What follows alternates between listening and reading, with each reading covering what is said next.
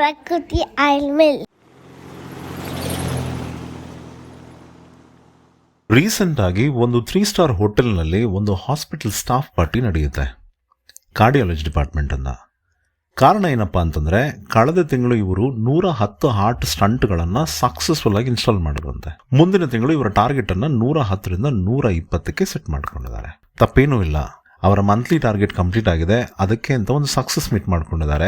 ಅದ್ರ ಜೊತೆಗೆ ಆ ಮೀಟಿಂಗ್ ನಲ್ಲಿ ಅವರ ನೆಕ್ಸ್ಟ್ ಮಂತ್ ಟಾರ್ಗೆಟ್ ಏನು ಅನ್ನೋದನ್ನ ಸೆಟ್ ಮಾಡ್ಕೊಂಡಿದ್ದಾರೆ. ಇದು ಪ್ರತಿಯೊಂದು ಬಿಸ್ನೆಸ್ ಅಲ್ಲೂ ನಡೆಯುವಂತಹ ಸರ್ವೇ ಸಾಮಾನ್ಯವಾದಂತಹ ವಿಷಯ, ನಿಜಕ್ಕೂ ಯಾವುದೇ ರೀತಿಯಾದ ತಪ್ಪಿಲ್ಲ. ಮತ್ತೆ ನಾನು ಇವತ್ತು ನಿಮ್ಮ ಮುಂದೆ ಬಂದು ಒಂದು ಸ್ಟಂಟ್ ಇನ್ಸ್ಟಾಲ್ ಮಾಡೋದಕ್ಕೆ ಎಷ್ಟಾಗುತ್ತೆ ಗೊತ್ತಾ? 50ರಿಂದ 3 ಲಕ್ಷ ಆಗುತ್ತೆ.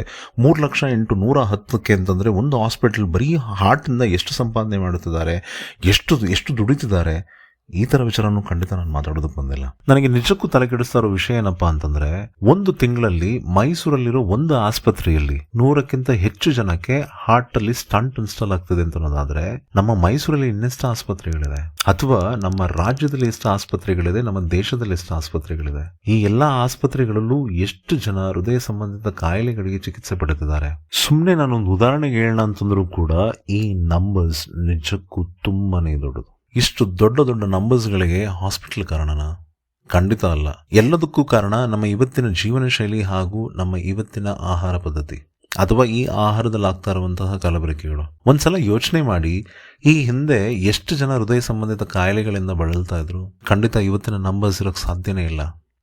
ಏಕೆ ಅಂತಂದ್ರೆ, ನಮ್ಮ ಪೂರ್ವಜರು ನಮಗಿಂತ ಹೆಚ್ಚು ಗಟ್ಟುಮುಟ್ಟಾಗಿದ್ರು, ನಮಗಿಂತ ಹೆಚ್ಚು ಆರೋಗ್ಯವಾಗಿದ್ರು, ನಮಗಿಂತ ಹೆಚ್ಚಿನ ದಿನ ಬದುಕಿದ್ರು. ಈ ಎಲ್ಲದಕ್ಕೂ ಕಾರಣ ಅವರ ಅವತ್ತಿನ ಜೀವನ ಶೈಲಿ ಹಾಗೂ ಅವರ ಅವತ್ತಿನ ಆಹಾರ ಪದ್ಧತಿ ಅತಿ ಮುಖ್ಯ ಕಾರಣವಾಗಿತ್ತು.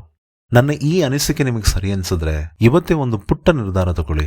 ನಿಮ್ಮ ಜೀವನ ಶೈಲಿ ಹಾಗೂ ಆಹಾರ ಪದ್ಧತಿಯಲ್ಲಿ ಒಂದು ಸಣ್ಣ ಬದಲಾವಣೆಯನ್ನು ತನ್ನಿ. ದಿನೇ ದಿನೇ ಆ ಬದಲಾವಣೆಗಳು ದೊಡ್ಡದಾಗ್ತಾ ಹೋಗ್ಲಿ, ಹೆಚ್ಚಾಗ್ತಾ ಹೋಗ್ಲಿ. ಇಲ್ಲ ಅಂತಂದ್ರೆ ಒಂದಲ್ಲ ಒಂದು ದಿನ ನಾವು ಕೂಡ ಯಾವುದಾದ್ರೂ ಒಂದು ಹಾಸ್ಪಿಟಲ್ ಮಂತ್ಲಿ ಟಾರ್ಗೆಟ್ನ ಅಚೀವ್ ಮಾಡೋದಕ್ಕೆ ಸಹಾಯ ಮಾಡೋ ಥರ ಆಗುತ್ತೆ. ದಯವಿಟ್ಟು ಯೋಚನೆ ಮಾಡಿ.